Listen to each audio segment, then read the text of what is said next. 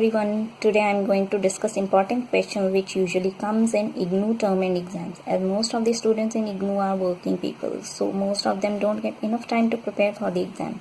So I think of helping you guys. I have done research myself and I have seen कि IGNOU exams में same questions repeat होते हैं. मैं खुद भी वर्किंग हूँ और due to my hectic schedule मुझे भी ज़्यादा टाइम नहीं मिलता था स्टडी करने के लिए. Still I scored good marks in my IGNOU exams. As I already stated मैंने भी रिसर्च किया और इम्पॉर्टेंट क्वेश्चंस प्रिपेयर किए. Just by attempting those questions correctly I scored good marks. One more thing to score good marks is that just underline and highlight the important point, जिससे कि examiner को ज़्यादा focus नहीं करना पड़ता और आप अच्छे मार्क्स स्कोर कर सकते हैं. एक और चीज़ मैंने IGNOU में देखी है, आई हैव ऑब्जर्व कि MPC 004 में बहुत स्टूडेंट्स जो हैं वो एग्ज़ाम क्लियर नहीं कर पाते हैं. ये इस बात को आप खुद भी ऑब्जर्व कर सकते हैं और पता कर सकते हैं. Let's start. मैं आपको ब्लॉक वाइज और चैप्टर वाइज इंपॉर्टेंट टॉपिक्स बताती हूँ और कुछ क्वेश्चंस भी बताऊंगी, आप नोट डाउन कर लीजिएगा. आप पेंसिल और पेन से टिक कर लीजिएगा और उनको अच्छे से प्रिपेयर कीजिएगा, इससे आपका टाइम भी बचेगा. So let's start for MPC 004 advance social psychology. Let's start with chapter 1, nature and concept of social psychology and social psychology related to other disciplines. Now I'm going to tell the topics, just take these. Nature and concept of social psychology. Social psychology is scientific in nature. Then historical development, the emergence of modern social psychology. Then people's psychology. Then social psychology and other disciplines. Then interdisciplinary versus intradisciplinary approaches to social psychology. इसमें most frequently asked जो है वो social psychology and sociology और second social psychology and anthropology. इसमें आपसे ऐसे question put up किया जा सकता है कि elucidate the relationship between social psychology and sociology, या फिर elucidate the relationship between social psychology and anthropology. ये मोस्टली आपको लास्ट में 2-3 मार्क्स का क्वेश्चन आएगा. Let's move to second chapter, social cognition attribution theory.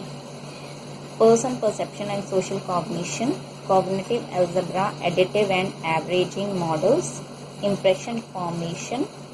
Attribution में आपसे पूछा जाएगा define attribution. Then attribution explaining the causes of behaviour आपको पूरा पढ़ने की जरूरत नहीं है, इसमें आप कोवेरिएशन प्रिंसिपल पढ़ लीजिएगा, वो बहुत पूछा गया है. देन एरर्स इन एट्रीब्यूशन, ये कई बार पूछा गया है, इसको आप अच्छे से पढ़ लीजिएगा.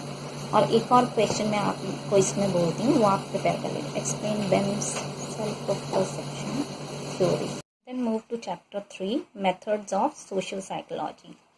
इसमें आप मेथड फॉर्मुलेटिंग द इन्वेस्टिगेशन, ये पूरा पढ़ने की ज़रूरत नहीं है. इसमें आप ऑब्जर्वेशनल मेथड अच्छे से पढ़ लीजिएगा और कोरिलेशनल मेथड अच्छे से पढ़ लीजिएगा. कोरिलेशनल मेथड काफ़ी पूछा जाता है, ऑब्जर्वेशनल मेथड काफ़ी पूछा जाता है, दोनों में कंपैरिजन भी पूछा जा सकता है. देन एक्सपेरिमेंटल मेथड, कासी एक्सपेरिमेंटल मेथड काफ़ी पूछा जाता है, उसको अच्छे से पढ़ लीजिएगा. Then threats to the validity in experimental research. Then ethnography. Then steps in ethnographic method. Other methods of ethnography. Ethnography आप पूरा ही पढ़ लीजिएगा अच्छे से, ये भी कई बार पूछा गया है. मेटा एनालिसिस अच्छे से पढ़ लीजिएगा, ये भी कई बार कम मार्क्स वाले क्वेश्चंस में पूछा जाता है. अच्छा, आपसे जैसे क्वेश्चंस में ऐसे पूछा जा सकता है, discuss observational method in detail. Then discuss the correlational method. What are its advantages over observational method.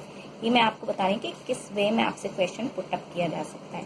Then write an essay on correlational method.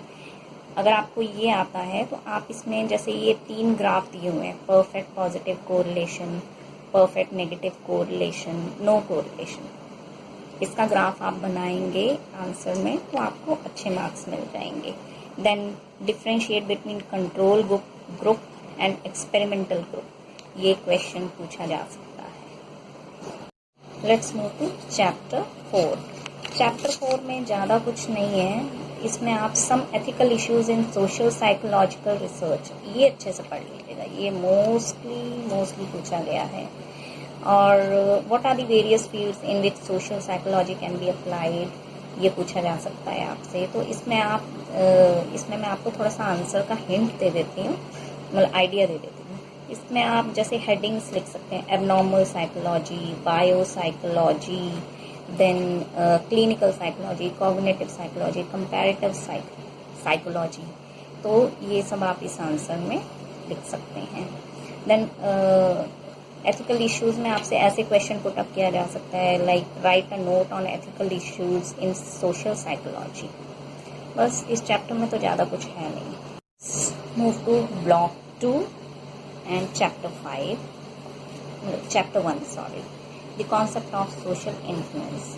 इसमें आप पढ़ लीजिएगा, ऐसे पूछा जा सकता है, आप डिफाइन सोशल इन्फ्लुएंस, तो आप सोशल इन्फ्लुएंस की डेफिनेशन पढ़ लीजिएगा, और and then types of social influence. So types of social influence में आपका यही आएगा सारा, minority influence, persuasion, elaboration, likelihood model, then social influence network theory, expectation states theory, social impact theory.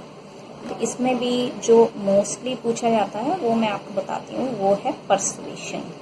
तो अगर आप जैसे पूरा ना भी पढ़ पाएँ तो मेन हेडिंग्स अच्छे से पढ़ लीजिएगा, थोड़ा इसके अंदर जो भी है थोड़ा सा उसकी डिस्क्रिप्शन जो दी हुई है वो पढ़ के, लेकिन पर्सुएशन थोड़ा सा ज़्यादा फोकस कीजिएगा, कई बार पूछा गया है। Then areas of social influence, areas of social influence में आपका कन्फर्मिटी आ जाता है, ऐश एक्सपेरिमेंट ऑन कन्फर्मिटी। तो आप कन्फर्मिटी तो बहुत अच्छे से पढ़ लीजिएगा, कन्फर्मिटी कई बार पूछा गया है, तो इसको आप अच्छे से अटेम्प्ट कर लीजिएगा, ये 10 मार्क्स के क्वेश्चन में भी आ सकता है। Then factors found to increase conformity, ये पढ़ लीजिएगा। देन आप पढ़ लीजिएगा कंप्लायंस, कंप्लायंस कई बार पूछा गया है। Then principles observe by Robert Cialdini, ये क्वेश्चन जो है प्लीज़ ये स्कोरिंग है, तो आप इसको अच्छे से प्रिपेयर कीजिएगा, ये भी कई बार पूछा गया है। इसमें आपकी ये 6 हेडिंग्स जो है, रेसिप्रोकेशन, क्रेडिबिलिटी, लाइकिंग और friendship, scarcity, social validation, commitment. तो जैसे मैंने आपको बताया था, इंपॉर्टेंट पॉइंट्स हाईलाइट कीजिएगा, ठीक है। इसमें तो जैसे पॉइंट्स हैं तो आप पॉइंट्स को अच्छे से बोल्डली लिख के, और फिर इसके अंदर जो भी डिस्क्रिप्शन है उसको अच्छे से लिखिएगा, तो आपको काफ़ी अच्छे मार्क्स स्कोर कर सकते हैं।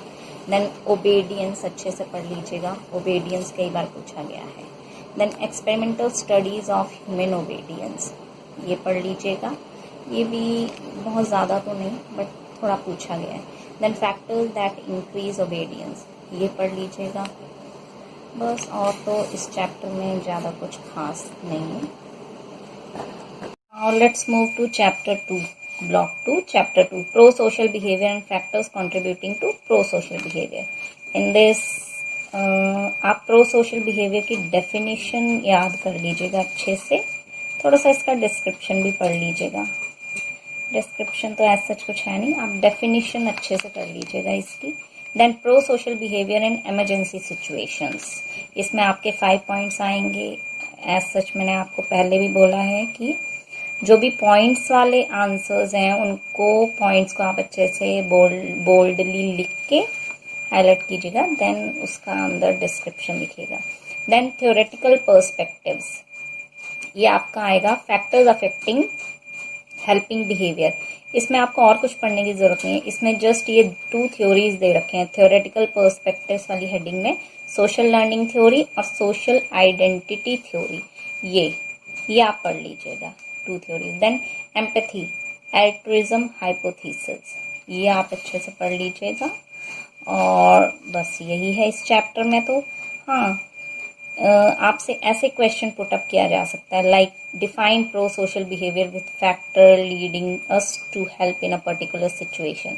इसमें वही आप डेफिनेशन लिखोगे, and factors help us, factors leading us to help in a particular situation में आपका ये आ जाएगा, pro social behaviour in emergency situation, जो मैंने आपको अभी बताया था। Then critically evaluate theories of pro social behaviour, जो 2 थ्योरीज अभी मैंने आपको बताई वही आएंगी। To next chapter, chapter 3 interpersonal attraction. Interpersonal attraction में आप इंटरपर्सनल अट्रैक्शन की डेफिनेशन याद कर लीजिएगा, what is interpersonal attraction. Then उसके बाद आप इसमें हैदर्स बैलेंस थ्योरी आएगा, वो आप पढ़ लीजिएगा बस। और इस चैप्टर में ऐसा कुछ स्पेशल नहीं है। Then move to last chapter of this block, chapter 4 aggression and violence. Aggression and violence में आप एग्रेशन की डेफिनेशन पढ़ लीजिएगा। देन उसके बाद measurement of aggression, measurement of aggression पढ़ लीजिएगा। कॉजेज ऑफ एग्रेसिव बिहेवियर पढ़ लीजिएगा। इसमें वही है पॉइंट्स में है neuro physiological perspectives, biological causes, तो ये आप अच्छे से पढ़ लीजिएगा। देन उसके बाद आप ये theories of aggression, theories of aggression पढ़ लीजिएगा। इसमें फ्रस्ट्रेशन एग्रेशन थ्योरी कई बार पूछी गई है, तो उसको थोड़ा और अच्छे से पढ़ लीजिएगा। बाकी थ्योरीज ऑफ एग्रेशन आप पढ़ लीजिएगा एक बार। Then intervention to reduce aggression, ये काफ़ी इजी है, आप एक बार पढ़ेंगे तो आपको समझ में आ जाएगा। Intervention to reduce aggression. Block 3 chapter number 1 introduction to attitude and stereotypes. इसमें आप एटीट्यूड की डेफिनेशन पढ़ लीजिएगा और कैरेक्टरिस्टिक्स ऑफ एटीट्यूड्स पढ़ लीजिएगा। देन स्टीरियोटाइप्स, स्टीरियोटाइप्स पढ़ लीजिएगा अच्छे से। Chapter 2 formation of attitude and attitude change. इसमें आप फैक्टर्स ऑफ एटीट्यूड फॉर्मेशन पढ़ लीजिएगा। Then attitude change, attitude change में आप एडिशनल इंफॉर्मेशन, पर्सुएसिव कम्युनिकेशन पढ़िएगा। Then primacy versus recency effect. Move to chapter 3 prejudice and discrimination. इसमें आप discrimination पढ़िएगा। Then development and maintenance of prejudice and discrimination. Then manifestation of prejudice, then methods of reducing prejudice and discrimination. ये topics पढ़ लीजिएगा। इसमें आपसे question put up किया जा सकता है like what is prejudice, then what is discrimination. Then move to last chapter of this block, social conflict and its resolution. इसमें आप नेचर ऑफ सोशल कॉन्फ्लिक्ट पढ़िएगा, forms of social conflict, like इसमें 2 हैं, overt conflict, objective conflict, 3 हैं, and subjective conflict, ये पढ़ लीजिएगा तीनों, यानी forms of social conflict. Then methods of conflict resolution, ये पढ़ लीजिएगा। Let's move to last block of this subject MPC 004, chapter 1 introduction to group formation and types of group. इसमें आप definition and meaning of group पढ़िएगा। Then important features of group पढ़िएगा, characteristics of a group, group formation and related theories, ये पढ़ लीजिएगा। अच्छा, इसमें एक और चीज़ है, 10 रूल्स दैट गवर्न ग्रुप्स, ये ज़रूर पढ़िएगा। ये मेरे टाइम पे भी ये आया था, ये काफ़ी स्कोरिंग क्वेश्चन है क्योंकि पॉइंट वाइज है, तो आप अच्छे से अटेम्प्ट कर सकते हैं। क्योंकि जो पॉइंट्स वाले आंसर्स होते हैं वो मोस्टली अटेम्प्ट करने में कहते हैं कि स्कोरिंग होते हैं। अगर आपने पॉइंट्स अच्छे से लिखे, हेडिंग्स, सब हेडिंग्स अच्छे से लिखी हैं तो आप अच्छे से वो अटेम्प्ट कर सकते हैं। एग्जामिनर क्या देखेगा, आपकी हेडिंग, हाँ भी हेडिंग्स करेक्टली लिखी हैं, उसमें थोड़ा थोड़ा आपने लिखा है अकॉर्डिंग टू मार्क्स, तो आपका वो स्कोरिंग हो जाता है। Then group behaviour and group action, ये पढ़ लीजिएगा। इसमें आपसे क्वेश्चन पूछे जा सकते हैं like define group and discuss the importance of the group, enumerate the characteristics of a group, elucidate the different types of groups and their roles and functions. Chapter 2 Group Dynamics, इसमें आप meaning, concept and importance of group dynamics, ये पढ़िएगा। Concept of group dynamics, then group dynamics and social integration, ये पढ़ लीजिएगा। Then measurement of group dynamics, ये पढ़िएगा बस। और ज़्यादा इस चैप्टर में इतना पढ़ने की ज़रूरत नहीं है। इसमें आपसे क्वेश्चंस पुट अप किए जा सकते हैं like what do you mean by the term group dynamics, right in brief about the importance of group dynamics. Social identity, crowding and crowd behaviour. देखिए जो भी चैप्टर है उसमें स्टार्टिंग में जो डेफिनेशंस है ना वो आप ज़रूर पढ़ लीजिए, क्योंकि डेफिनेशन पढ़ने से क्या होता है हमें एक पूरे चैप्टर का, उस पूरे टॉपिक का एक ओवरव्यू मिल जाता है ना। तो इसमें आप पढ़िएगा social identity theory, then crowd behaviour, then theories of crowd behaviour, then group mind theory, collective behaviour, ये पढ़ लीजिएगा। इसमें आपसे क्वेश्चन पुट अप किए जा सकते हैं like what do you mean by the term social identity. वही मैंने कहा ना, आप डेफिनेशन ज़रूर पढ़िएगा। अगर आपको डेफिनेशन पता है तो आपने पूरा चैप्टर नहीं भी, आगे की चीज़ें नहीं भी पढ़ी है, तो आप जस्ट एक डेफिनेशन के बेसिस पे आप अपना टॉपिक डिस्क्राइब कर सकते हैं ना। Then write in brief about social identity theory. We are on last chapter of this block, even of this subject MPC 004, that is cooperation, competition and conflicts. इसमें आप cooperation पढ़ लीजिएगा, types of cooperation पढ़ लीजिएगा।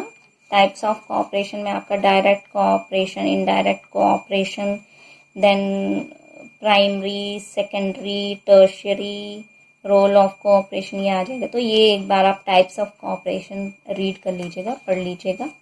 Then causes of conflicts पढ़ लीजिएगा, it is quite easy.